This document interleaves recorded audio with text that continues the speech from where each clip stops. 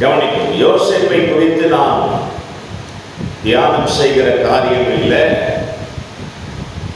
யோசேப்பு பிறந்த பிறகு யாக்கோபு தன் சொந்த தேசத்தை சுய மரியாதையோடு வாழக்கூடிய நிலையை யோசித்து லாபானிடத்தில் கேட்டு அவன் அது முடியாது என்று சொல்ல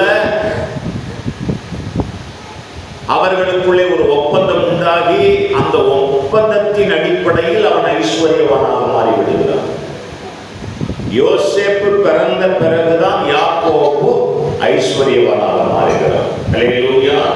இது நம்ம இந்த 30வது அதிகாரத்துக்கு மேலே இருக்கிற அதிகாரங்களை பார்க்க முடியும். யோசேப்பு பிறந்து வளர்ந்தான். அவனுக்கு ஒரு தரிசனம் வந்ததாக நம்ம படிக்கிறோம். அல்லேலூயா. அந்த தரிசனத்தை தன் தகப்பன் சகோதரர்களிடத்திலே பகிர்ந்து கொள்ளுகிறான். அது நிமித்தமாய் அவனை பகைத்தார்கள் என்று சொல்லப்படுகிறது. எவன் ஒருவனுக்குள்ள தரிசனம் இருக்கிறதோ அவனை இந்த உலகம் பகைக்கும். நல்லா தெரிஞ்சுக்கணும். இன்னொரு படி மேல போய் சொல்றேன். ரொம்ப பிரச்சனையான சூழ்நிலை, ரொம்ப லேட்டா, ரொம்ப காலம் தாழ்த்தி பிறக்கிற புள்ள தரிசனத்தோடு பிறக்கிற புள்ள. அல்லேலூயா. அப்ப சீக்கிரமா பிறக்கிறதுலாம் இல்லையா அப்படின்னா எனக்கு கேட்காது, எனக்கு தெரியாது. ரொம்ப கிரிட்டிக்கலான ஒரு சூழல், ஒரு யுத்த களம், ஒரு பிரச்சனையான நேரம், அந்த நேரத்தில் தான் மோசே கூட பிறக்கிறார். அப்போ யோசேப்பு பிறந்த அந்த காலகட்டம், அவன் பிறந்த பிறகு, அவன் தரிசனம் பெற்ற பிறகு அவனுக்கு நிறைய பிரச்சனைகள், பகை, பதற்றம், தனிமை, கஷ்டம், பழி, பட்டினி, ஏமாற்றம் அப்படின்னு யாரும் சொல்லிட்டே போகலாம். அத்தனையும் யாருக்கு வந்துச்சு? யோசேப்புக்கு வந்துச்சு. ஏன் வருதுன்னா அவன் தரிசனம் பெற்றிருக்கிறான். எவனுக்குள்ள தரிசனம் இருக்கிறதோ அவனுக்கு இவ்வளவும் வரும். காரணமே இல்லாமல் பிரச்சனைகள் வரும். அவன் அடிப்பாங்க. அல்லேலூயா. ஆமா, சும்மா மற்றவங்களாம் அடி வாங்கினா இல்லையா, தரிசனம் பெற்றவன் அடி வாங்கணும். அல்லேலூயா சொல்லு. அப்போ உங்களாம் அடிச்சாங்களே, உங்களுக்கு தரிசனமே இருக்குது, முடிவுகளை விளங்கும். அல்லேலூயா. ஒரு நாளும் அது பொய் சொல்ல. காலம் போகும், இன்னும் இருக்க காலம். வருஷம் இன்னும் உங்களுக்கு காலம் இருக்கா? இருக்கு. இப்போ பிறப்பு குழந்தைங்களும் கல்யாணம் பண்ணுற வயசு, அந்த காலம் வரைக்கும் இருப்பேன். அல்லேலூயா சொல்லு. அல்லேலூயா. ஆமா, அவ்வளோ சீக்கிரம் போக மாட்டேன். ஏன்னா தரிசனம் இருக்கு. அப்போ இதுக்கு முன்னாடிலாம் சீக்கிரம் செத்துருன்னு சொன்னீங்களா? அதெல்லாம் சும்மா சொல்றது. அல்லேலூயா. மரணத்தை குறித்த விஷயங்களை நம்ம பகிர்ந்து கொள்ளுகிறதுனாலே செத்து போவோம் என்ற அர்த்தம் இல்லை. தரிசனம் இருக்கிறது. யோசேப்பு எத்தனை வயசு வரைக்கும் வந்தாரு? 100 சரியா 8 வருஷம் சொல்லுங்க.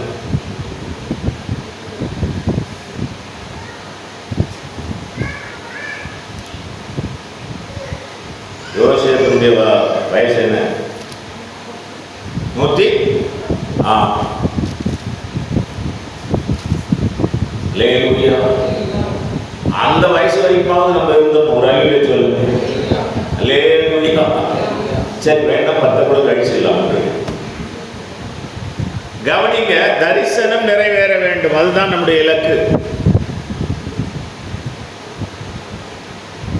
அப்போ தரிசனம் இருந்தால் பிரச்சனைகளை நாம் நிறைய சந்திக்க வேண்டியதாக இருக்கும். தரிசனம் என்பது எதிர்கால திட்டம், தொலைநோக்கு திட்டம், நாம் செய்ய போகிற வேலை, நம்மை கொண்டு கர்த்தர் செய்ய போற வேலை, இதெல்லாம் நிறைய காரியங்கள் இருக்கு. அதனால நமக்கு கஷ்டங்களும் பிரச்சனைகளும் வருகிறது.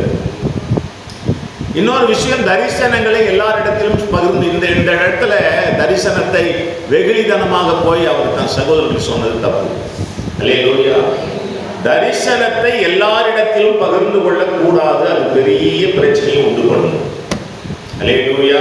அதையும் தெரிஞ்சுக்கணும். தரிசனம் உள்ளவர்கள் யாரையும் பழிவாங்க வேண்டும் என்று எண்ணம் இல்லாதவர்களாய் இருப்பார்கள். அவங்க தான் தரிசனம் உள்ளவர்கள். அல்லேலூயா. யாருக்குள்ளெல்லாம் தரிசனம் இருக்கிறதோ அவர்கள் மற்றவர்களை பழிவாங்க வேண்டும், அழிக்க வேண்டும் என்று ஒரு நாளும் எண்ண மாட்டார்கள். இந்த எண்ணம் கொஞ்சமும் யாரென்றதில்லை, யோசேப்பு கிட்ட கிடையாது.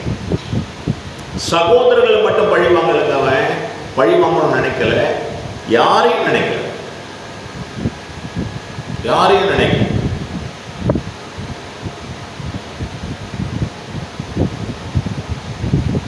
மூணாவது பார்த்தீங்கன்னா, தரிசனம் உள்ளவனுக்கு எது நடந்தாலும் நன்மைக்கு எதுவாகவே முடியும்.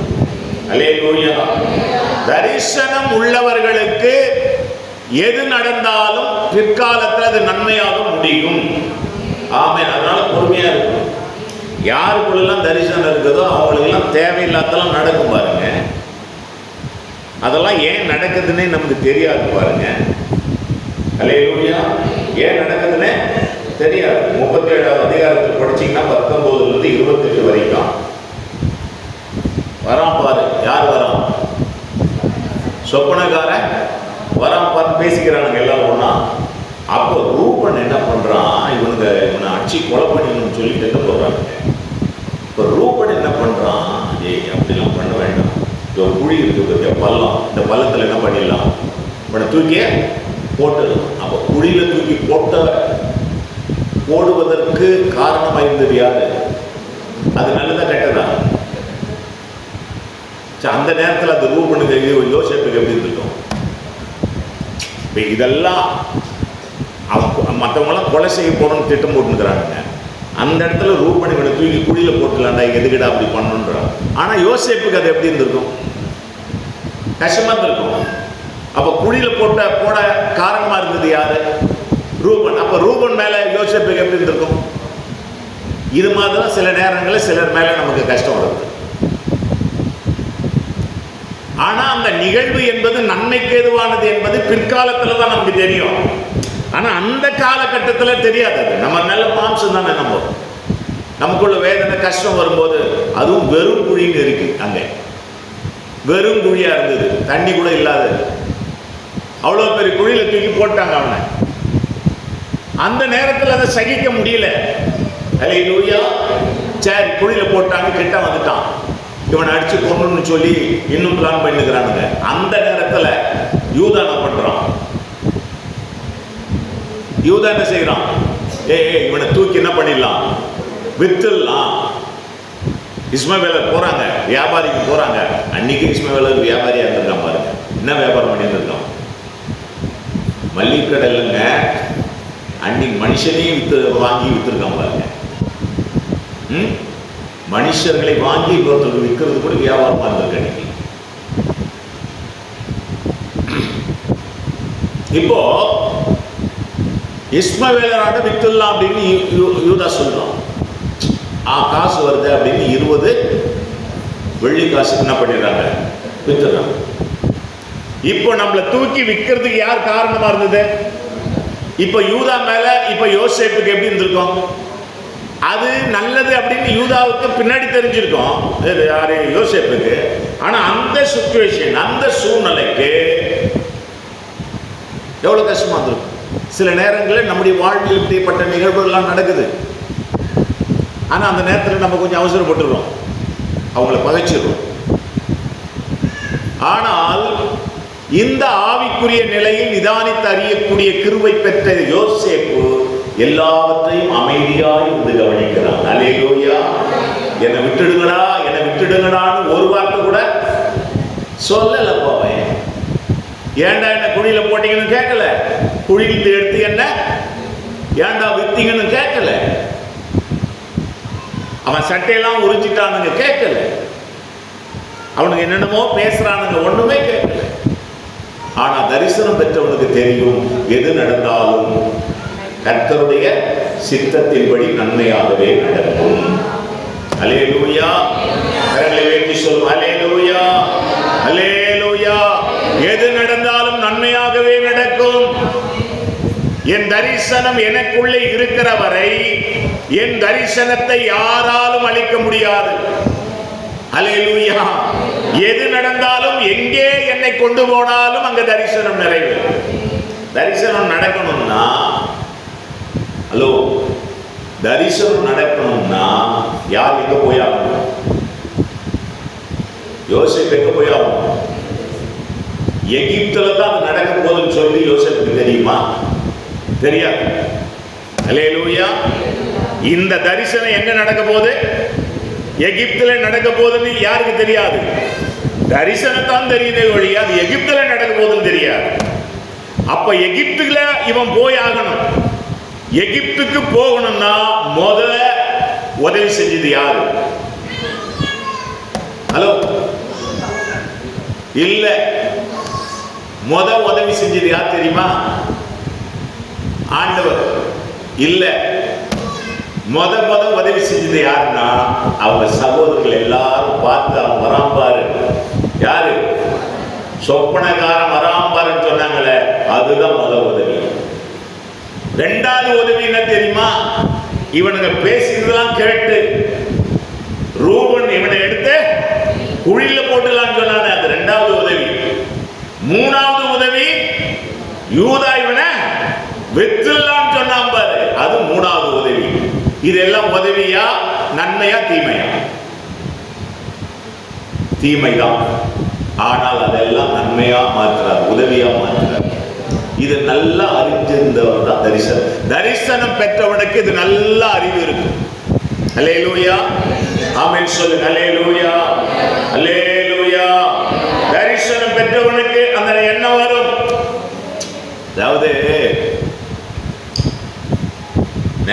முந்தா நாள் ஞாயிற்றுக்கிழமை தான், முந்தா நாள் அந்த டெத்துக்கு போய் ஜெபம் பண்ண போனோம். கொஞ்சம் சிலர் வந்திருந்தாங்க, யாரையும் கூப்பிடலன்னா அவங்களால வந்தது. அப்போ அங்கே ஒருத்தர் வந்து சத்தம் போட்டார், கத்தனை ஜெபிக்கலாம் கூடாது. எனக்கு அவங்களுடைய பேக்ரவுண்ட் தெரியும். அப்போ எனக்குள்ள வந்து என்ன தேவையில்லாமல் இந்த ஆள் வந்து தேடி இருக்கிற இடத்துல என்ன பண்றாரு? கையை வைக்கிறாரு அப்படின்னு ஒரு எண்ணம். தீமை தானாய் வராது, நன்மையும் தானாய் வராது. அல்லேலூயா. நீ தேவையில்லாம வம்புக்கு இழுக்கிற, அதனுடைய பிரதிபலனை நீ காண்பா. அவ்வளவுதான். தேவனுடைய பிள்ளைகளுடைய வாழ்வில், தரிசனம் பெற்றவர்களுடைய வாழ்வில் இப்படிப்பட்ட தீமைகள் எல்லாம் வரும். அந்த தீமைகளை நமக்கு நன்மையாக மாற்றி விடுவார். அந்த தீமைகள் செய்தவனுக்கு இடர்கள் வருவது அவசியம். இடர்கள் எவனால் யாரால் வருகிறதோ அவனுக்கு அதாவது. அப்போ தரிசனம் இருக்கும்போது பிரச்சனை வருது, கஷ்டம் வருது, பாடு வருது, உபத்திரம் வருது. நம்மளை பார்த்தாலே அவங்களுக்கு வயிறு எரியுது. சொல்லுங்க, யாரை பார்த்தா யாருக்கு வயிறு எரியுதோ அப்படின்னு சொல்லுங்க. என்ன பார்த்தாலும் உங்களுக்கு வயிறு எரியுது, போகும் அப்படியே சொல்றோம். அப்படின்னா நீ தரிசனம் பெற்றவன் அர்த்தம். மற்றவங்களுக்கு அப்படித்தான் இருக்கும். அல்லேலூயா, அல்லேலூயா. நீ என்ன பண்ணக்கூடாது? மௌனமா இருந்துடணும். ஒரு நாள் தரிசனம் நிறைவேறும். அல்லேலூயா. அவங்க வந்து உங்கள்கிட்ட கையெழுவாங்க, பிரைஸ் சொல்லுவாங்க. அல்லேலூயா. அன்னைக்கு நான் தரமாட்டேன்னு சொல்லக்கூடாது. நீ உனக்கு கொடுக்கவே கர்த்தர் என்னை உயர்த்தினார் சொல்லணும். அல்லேலூயா சொல்லு. அல்லேலூயா. அப்போ தரிசனம் உள்ளவன் கவனிக்கணும். தரிசனம் உள்ளவன் கடினமான பாதையில் கடந்து போகிறான். தரிசனம் உள்ளவன் பழிவாங்குகிற எண்ணம் இல்லாதவன். தரிசனம் உள்ளவன் தன் வாழ்க்கையில் நடக்கிற அத்தனை நிகழ்வுகளும் சொல்ற நன்மையாகவே நடக்கிறது என்று நினைக்கிறவன். தரிசனம் உள்ளவன் கவனிக்கணும், சூழ்நிலைகள் தேவன்தான் அனுமதிக்கிறார் என்று எடுத்துக் கொள்ளுகிறவன். அல்லேலூயா, அல்லேலூயா. தேவன் ஒவ்வொரு விஷயத்திலும் தேவன் நாமம் மகிமைப்படும். கவனிக்கணும், கஷ்டம் ஒரு பக்கம் இருந்தாலும் கர்த்தருடைய நாமம் மகிமைப்படும். கர்த்தருடைய சித்தம் நடக்குது. அல்லேலூயா. எனக்கு கஷ்டமா இருக்குது, என்னால பொறுக்க முடியல, என்னால தாங்க முடியல, ஏன்னா இந்த உபத்திரவத்தை, இந்த பழி என்னால சுமக்க முடியல. தேவையில்லாத பழி சொல்லிட்டு அந்த லேடி, தேவையில்லாத காரியங்கள், என்னோடு இருந்தவர்கள் என்ன அடிக்கிறாங்க, துன்புறுத்துறாங்க, இதெல்லாம் ஏன் நடக்குதுன்னு தெரியல. ஆனாலும் ஒன்று தரிசனம் பெற்றவனுக்குள்ள இருக்கும், தேவ சித்தம் நிறைவேறி கொண்டிருக்கிறது. அல்லேலூயா சொல்லுங்க. நீ எந்த அளவுக்கு தேவ சித்தத்துக்குள்ளே போறியோ அந்த அளவுக்கு தேவனால் கனம் பெறுவ, தேவனால் மகிமை அடைவ, தேவனால் உயர்த்தப்படுவ என்கிறத உணர. 10 பேர் திட்டுறான், ஒரு நாள் வரும் ஆயிரக்கணக்கான பேர் உன்னை புகழ்வார்கள். அந்த சூழ்நிலை தேவன் மாற்றுவார். அந்த சூழ்நிலை தேவன் மாற்றுவாரு. அந்த நிலைக்கு உன்னை அர்ப்பணிக்கணும். எடுத்து இந்த சூழ்நிலைக்கே கஷ்டமா இருக்குது, என்னால தாங்க முடியல, பொறுக்க முடியல, என்னை வேதனைப்படுத்துறாங்க, என்னை பகைக்கிறாங்க, சும்மா சுற்றி தூசிட்டு தெரியுறாங்க, இதெல்லாம் நடக்கும். நடந்துக்க விட்டு போ. உன் கூட இருக்கிறவங்க பிடிக்காம பண்றாங்க. அல்லேலூயா. கரங்களை வேண்டி சொல்லுவோம். அல்லேலூயா. சமீபத்தில் ஒருத்தர் சொன்னார், ஜெபிக்க வராது, சர்ச்சைக்கு ஜெபிக்க வரோம். என்னை ஒருத்தர் நிறுத்தினாங்க, நிறுத்திட்டு இங்கே ஒரு சர்ச்சைக்கு நம்ம போய் ஜெபம் பண்ணுங்க, இங்கே போவாதீங்க. இன்னும் பாருங்க. அல்லேலூயா. ஆக விசுவாசி சொல்லும் இதெல்லாம் நடக்கும். தடை பண்ணுகிறவர்கள் இருப்பார்கள். உன்னை டைவர்ட் பண்றதுக்கு சில பேர் இருப்பான், தவறாக இருப்பார்கள். அதெல்லாம் ஒரு பொருட்டென்று நினைக்க கூடாது. தரிசனம் இருந்தால் அல்லேலூயா, ஆமென், நிச்சயம் ஒரு நாள் அது நிறைவேறும். தரிசனம் இருக்கிறவன் பல கஷ்டங்கள், வேதனைகள், பாடுகள், அடி, உத, அவமானம், இன்றைக்கு நெருக்கங்கள் எல்லாவற்றையும் கடந்து போகிறான். இது யோசேப்புக்குள்ளே இருந்தது. அல்லேலூயா. அவனுக்குள்ளே இருக்கிறது. அதனால அவன் இன்னொன்று சொல்லட்டுமா, தரிசனம் உள்ளவன் ஒரு நாளும் பாவத்தில் விழமாட்டான். நல்லா புரிஞ்சுக்க. ஏன்னா அவனுக்குள்ள என்ன எரிஞ்சிட்டு இருக்குது, தரிசனம். அது செய்யணும், அதை செய்யணும், அதை செய்யணும், தேவன் இது அதை நோக்கியே போடணும். அவன் வேற யோசிக்க அவனுக்கு இடமே கிடையாது, வேற சிந்தை கிடையாது. யோசேப்பை என்னென்னமோ போட்டு பார்க்கறாங்க, ஒன்றும் மாட்டல, மாட்ட மாட்டோம். ஆமென் சொல்லுங்க. அல்லேலூயா. அல்லேலூயா. ஆமா, ஒரு பழமொழி சொல்லுவாங்கல்ல, கழுவுற மீன்ல அவர் தான் யோசேப்பு. நாமும் அப்படி இருந்தாதான் அந்த வெற்றியை பெற முடியும், அந்த இடத்துக்கு போகணும். அல்லேலூயா. சூழ்நிலைகள் தேவன் அனுமதித்ததுதான் என்று தரிசனம் ஆமென் உடையவன் பெற்றுக்கொள்கிறான். அதை யோசித்து அந்த நிலைக்கு தன்னை அர்ப்பணித்துக் கொள்கிறான். கவனிக்க வேண்டும். 45வது அதிகாரத்தில் 1-8 வசனங்களை படித்தீங்கன்னா அந்த நல்ல ஒரு தெளிவான ஒரு ஸ்டேட்மெண்ட்டை யோசித்து கொடுக்குறாங்க. எல்லாம் இந்த பைபிளில் கொடுப்பாருங்க. இப்போ வெளியே இருக்கீங்க, ஒரு சிலர் நீங்கள் வெளியே இருக்கிற மாதிரி கர்த்தர் என் மனசில் சொல்கிறார். அல்லேலூயா. வெளியே இருக்கிறவங்க எல்லாம் கொஞ்சம் வந்தது.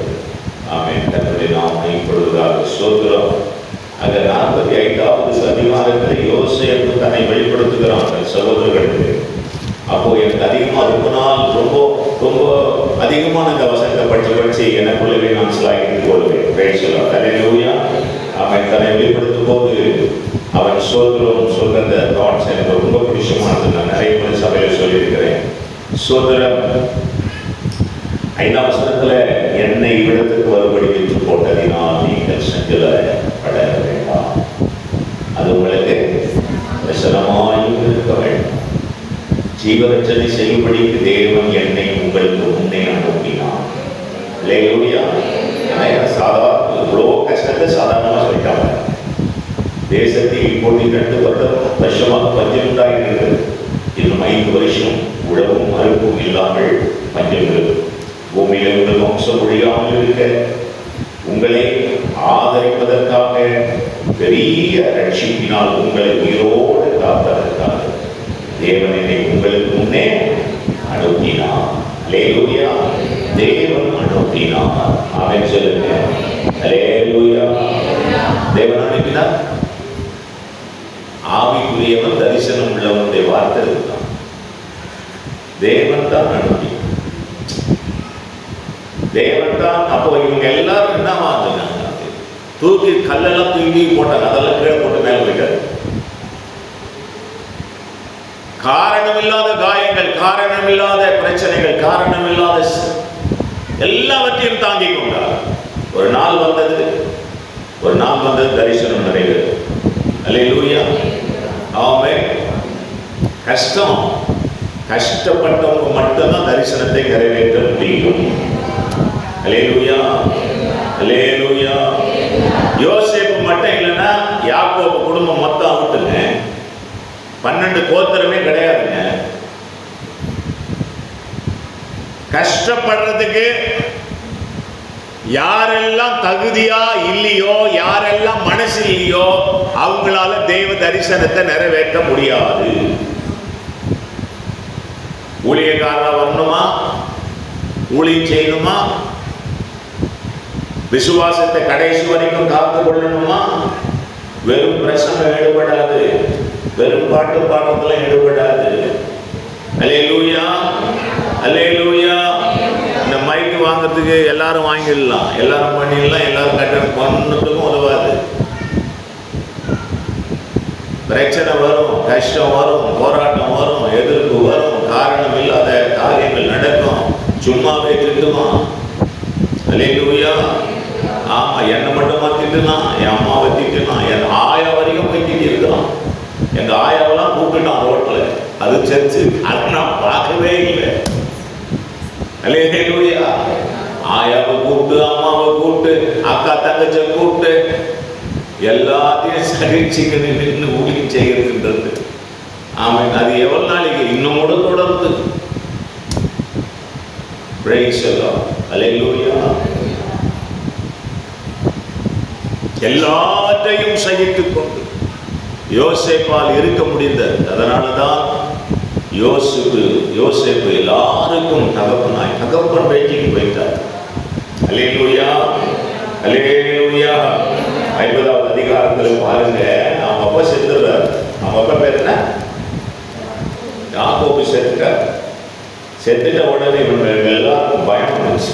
அடடா, இனிமேல் நம்மளை முந்தல்னு பண்ணிடுவான் அப்படின்னு பயந்துட்டாங்க. பயந்த உடனே 18வது வசனம் 50:18 அவனுடைய சகோதரரும் அவனுக்கு முன்பாக தாழ, ஏதோ நாங்கள் உமக்கு அடிமை, ரொம்ப பறந்துட்டான்.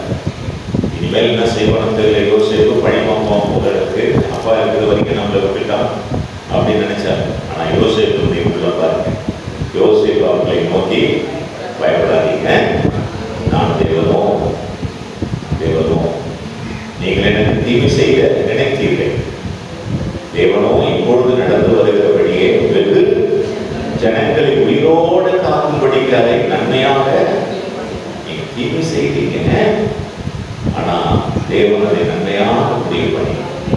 அதாவது தரிசனம் இல்லாதவர்கள் தீமை செய்வார்கள். எல்லாம் யார் தெரியுமா? மற்றவங்களுக்கு விரோதமா தீங்கு செய்வாங்க, அவங்களுக்கு தரிசனம் இல்லை. மற்றவங்களை துன்புறுத்திக்கிட்டே இருக்கணும், கெடுத்துக்கிட்டே இருக்கணும், மற்றவங்களை அழிக்கணும், மற்றவங்களை கெடுக்கணும், மற்ற விசுவாசத்துல நல்லா இருக்கிறவங்களாம் கெடுக்கணும். இப்படி எவன் இருப்பான் தெரியுமா? ஒழுக்கம் இல்லாதவன், ஒழுங்கு இல்லாதவன், தரிசனம் இல்லாதவன் இந்த காரியத்தை செய்வோம். தரிசனம் இருக்கிறவன் ஒரு நாளும் இதை செய்ய மாட்டான். கரங்களை சோதரம். அல்லேலூயா, அல்லேலூயா. தரிசனம் உள்ளவனுக்கும் தரிசனம் இல்லாதவனுக்குமான வித்தியாசத்தை நாம் அறிய வேண்டும். தரிசனம் இல்லைன்னா வாய்ப்பு அந்த மாதிரி திட்டுவான். அல்லேலூயா. சோதரம் வாய்ப்பு அந்த மாதிரி திட்டுவான். அந்த விசுவாசி திட்டுவான், இந்த விசுவாசி திட்டுவான், அந்த ஊழியக்காரன் திட்டுவான். போறியா? தரிசனம் உள்ளவன தெரியுமா? கவனிங்க, நீ கூட போக மனதா இருக்கிறீர்களோ, யார் கேட்டது? அவர் தரிசனம் உள்ளவர். அதனால என்னை பின்பற்றி வர விரும்புகிறவன், சரியா சொல்லிட்டார். கட்டாயம் அல்ல. என் நாடுகள் என் சத்தத்துக்கு செவி, அவ்வளவுதான் முடிஞ்சது. என் சத்தத்துக்கு செவி கொடாதது என் நாடுகள் இல்லைன்றார் அவர். கன்ஃபியூஸ் பண்ணாதீங்க. என் ஆடுகளை நான் அறிவேன், என் சத்தத்துக்கு எவைகள் செவி கொடுத்து என்னை பின்பற்றுகிறதோ அவைகளே என் ஆடுகள், மற்றவைகள் என் ஆடுகள் இல்லை.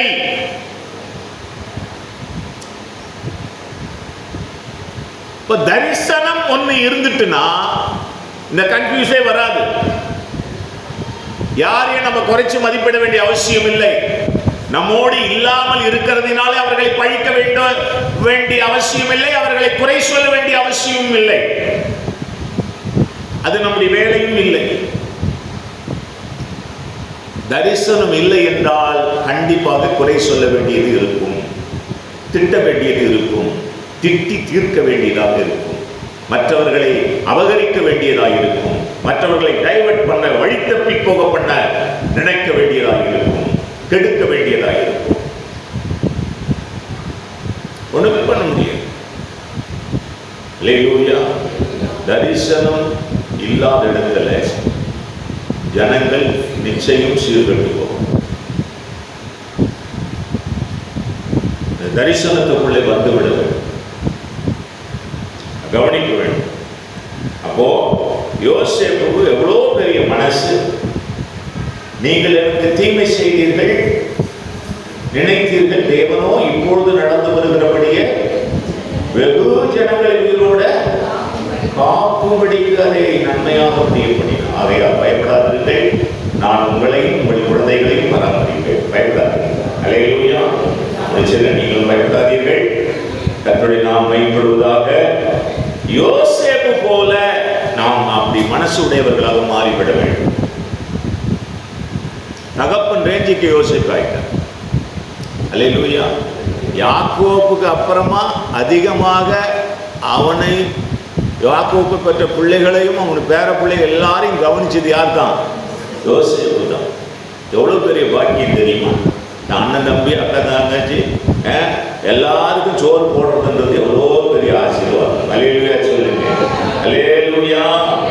ஆமா. யாக்கோப்பின் மூலமாக 12 கோத்திரம்.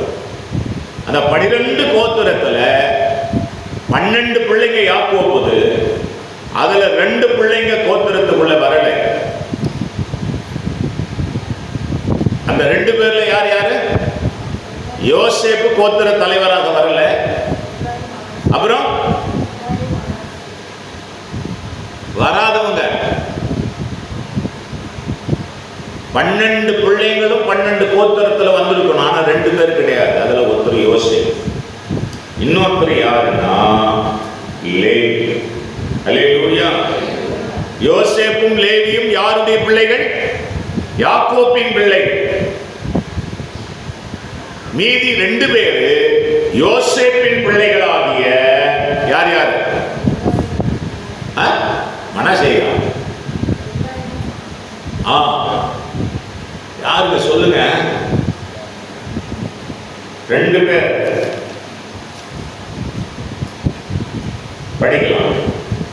கட்சால் தெரியும் இல்லையா? லேவியும் யோசேப்பும் கோத்திர பட்டியலில் கிடையாது. அதுக்கு மாறாக யோசேப்பின் பிள்ளைகள் 2 பேரும் யோசேப்புடைய அவன் அந்த 12 கோத்திர தலைவர்கள் பட்டியலிலே இடம்பெறுகிறார்கள். என்னாகும் 1ஆம் அத்தியாயம் 47, 49 இந்த லேவியும் யோசேப்பும் கணக்கில் கூட வைக்கப்படவில்லை.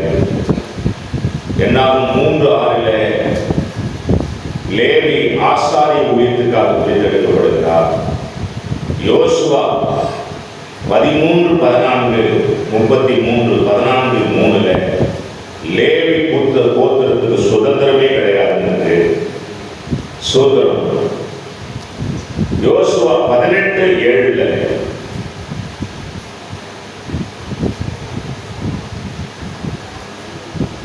கர்த்தருடைய ஆசாரிய ஊழியமே லேவி கோத்திரத்தின் சுதந்திரம் இருக்கு. ஆக லேவி கோத்திரம் ஊழியத்திற்காக பிரித்தெடுக்கப்பட்டது. யோசேப்பு கோத்திரம் தகப்பன் இது ரெண்டுக்கும் ஆமென் ரெண்டு இல்லை. அதனால யோசேப்பின் பிள்ளையாகிய எப்பிராயீம் அப்புறம் மனாசே இவர்கள் இருவரும் கோத்திர பிதாக்களாக சேர்க்கப்படுகிறார்கள். கரங்களை நீட்டி கர்த்தரை ஸ்தோத்திரம் பண்ணுவோம். அல்லேலூயா. எனக்கு பிரியமான கர்த்தருடைய பிள்ளைகளே, யாக்கோபின் பிள்ளைகள் 10 பேர், யோசேப்பின் பிள்ளைகள் 2 பேர். இவர்கள் எல்லாரும் சேர்ந்து 12 பேர் கோத்திர பிதாக்களாக மாறுகிறார்கள். யோசேப்பின் பிள்ளைகளாகிய சோதரம் யாரு? லேவியும், அதாவது யாக்கோபின் பிள்ளைகளாகிய லேவியும் யோசேப்பும் கோத்திரத்தில் வரல. லேவி ஊழிய, அதாவது ஆசாரிய ஊழியத்துக்காக பிரித்தெடுக்கப்படுகிறான். அவனுக்கு சுதந்திரம் என்பதே கிடையாது. கர்த்தரை அவனுக்கு சுதந்திரமாக மாறிவிடுகிறார். அல்லேலூயா. அவனுக்கு சொத்துக்கெல்லாம் கொடுக்கல, சோதரம் கர்த்தரே அவனுக்கு சொத்தாய் மாறிவிடுகிறார்.